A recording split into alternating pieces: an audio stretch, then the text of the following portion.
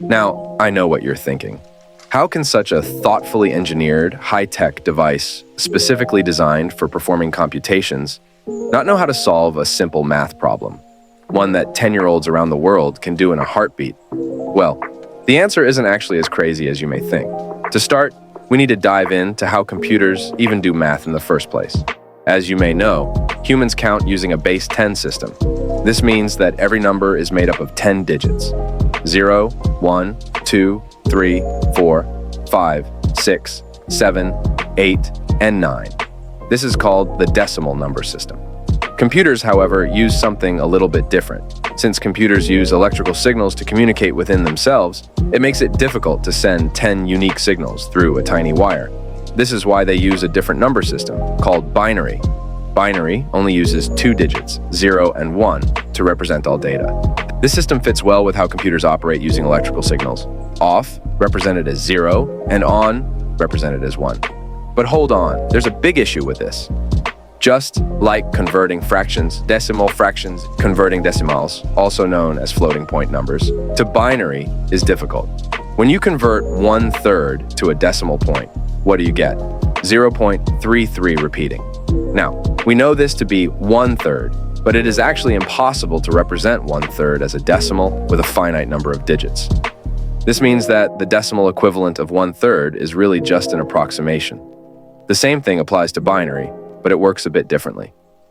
First, let's talk about converting decimal fractions to binary fractions in the first place. Conveniently, there is a set of steps to help us with this. Let's look at this example. In this case, we are trying to convert the decimal fraction 0.375 to a binary fraction.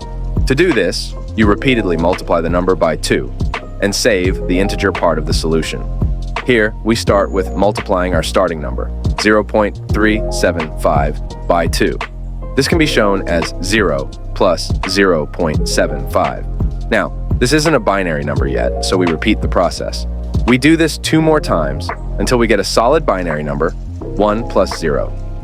Adding the binary numbers from each equation, we get the solution, 0.011. Although in this case it works, sometimes we won't be as lucky. Just like how we don't have enough digits to properly represent 1/3 as a decimal number, computers don't have enough bits, or memory, to store some decimal numbers.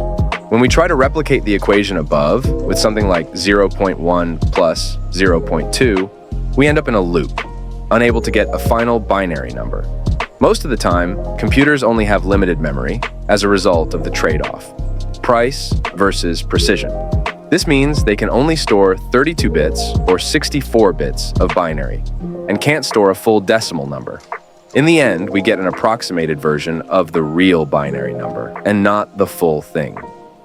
I hope you now understand how computers can sometimes seem like they can't solve simple equations, even though they are far better at calculating than humans. Maybe too good. Since this was a short explanation, I'll leave some links to longer videos in the description below. I'll see you later.